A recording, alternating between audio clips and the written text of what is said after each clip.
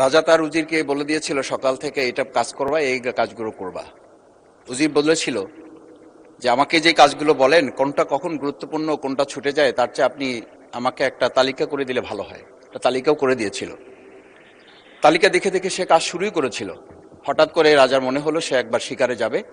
ঘোড়ার পেটে উঠে যখন রেকাবে পা ঢুকিয়েছে, রেকাবে পা ঢুকালে পা আটকে গিয়েছিল।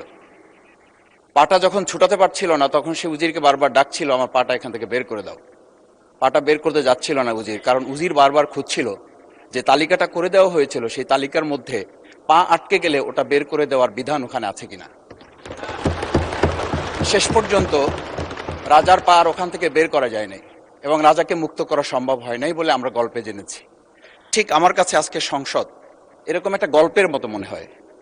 আমরা জুলাই সনদে যখন আমাদের 4 বছরের সন্তানরা জীবন দিয়েছে, আমরা যখন দেখেছি বিগত 17 বছর উন্নয়নের কথা বলে আমাদের নির্বাচনকে ভুলে দেওয়া হয়েছিল, আবার বিগত 1.5 বছর আমরা লক্ষ্য করলাম যে সে সময় আমরা কেউ কেউ নির্বাচন এবং নির্বাচন বলে বলে আমরা আমাদের মাথা থেকে বিচার এবং সংস্কারটাই ভুলে দিয়েছিলাম।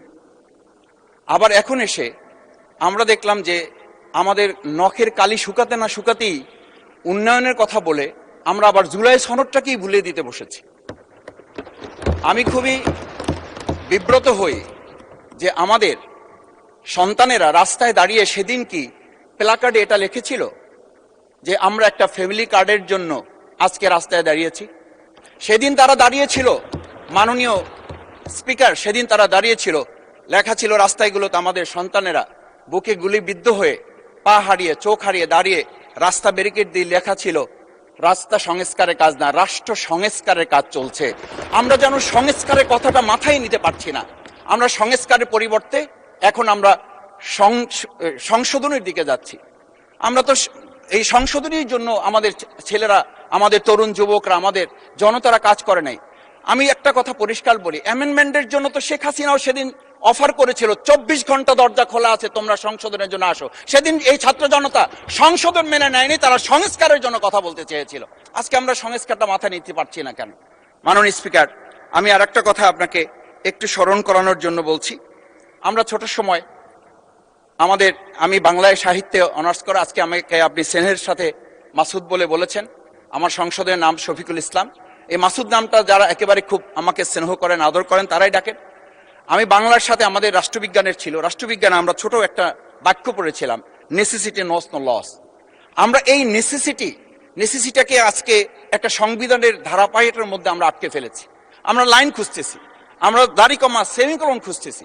আমরা আজকে পরিষ্কার একটা কথা বুঝি যে আমাদের এই সংস্কারের প্রয়োজনটা এই কারণে দরকার হয়েছে, এই প্রস্তাবটা এজন্য উত্থিত হয়েছে যে এটা 30 কার্য দিবসের মধ্যে যেখানে করার কথা ছিল সেখানে আমরা খাল খননে গুরুত্ব দিলাম, ফ্যামিলি কার্ডে গুরুত্ব দিলাম, কৃষি কার্ডে গুরুত্ব দিলাম, আমরা আরো অনেক কাজে গুরুত্ব দিলাম। অথচ যেটার জন্য আজকে নির্বাচন করে আমরা এখানে নিজেরা কথা বলার সুযোগ পেলাম, সেই সংস্কার আমরা নজর দিতে পারলাম না কেন? মাননীয় স্পিকার, আমি আর দুটো কথা বলি। আমরা আমাদের প্রিয় মাতৃভূমি বাংলাদেশ, এই বাংলাদেশের সামগ্রিক প্রয়োজনকে সামনে রেখে আমাদের একটা কথা মাঝে মধ্যেই বলতে হয় যে আমরা যখন এই রাষ্ট্র সংস্কারের কথা, আমাদের সংবিধানের ধারাগুলোর কথা বলি, আমাদের কাউকে আমরা এই কথা বলতে শুনি যে গণভোটে যে 4টা বিষয় উল্লেখ করা হয়েছে, আমাদের এই 70% লোকরা ভোট দিয়েছে, 51% সরকারি প্রতিনিধিত্ব করছেন। আমি তো একটা কথা যদি পরিষ্কার করে সরকারি বেঞ্চে যারা আছেন, ট্রেজারি বেঞ্চে যারা আছেন, তাদের বিনয়ের সাথে যদি জিজ্ঞেস করতে চাই যে আমরা 51% ফ্যামিলি কার্ডের পক্ষে ভোট দিয়েছে আর আমাদের 70% তো জুলাই সনদের ভিত্তিতে রাষ্ট্র গঠনের পক্ষে ভোট দিয়েছে। আমরা তাহলে 51%কে গুরুত্ব দিয়ে ফ্যামিলি কার্ড বিতরণ করে জনগণের সেই 17 বছরের উন্নয়নের কথা বলে কি আমরা মূল জায়গা থেকে আমাদের দেশের জনগণকে আবার আরেকটা জায়গায় নিয়ে যেতে চাচ্ছি? এমন করে যে আমরা লক্ষ্য করছি, আমরা বলি সবার আগে বাংলাদেশ, আমরা বলি সবাই মিলে বাংলাদেশ। আমি তো তা লক্ষ্য করছি না। আমাদের আশঙ্কার জায়গাটা, আমাদের উদ্বেগের জায়গাটা, উৎকণ্ঠের জায়গাটা মাননীয় স্পিকার ওইখানে যে 11টা সিটি কর্পোরেশনের প্রশাসক বদল হয়েছে। আমরা কি লক্ষ্য করলাম না সবাই মিলে যদি বাংলাদেশ হয় তাহলে সরকারি দলের বাইরে একজন যোগ্য লোক, সৎ কি মানুষ ওখানে খুঁজে পাওয়া গেল?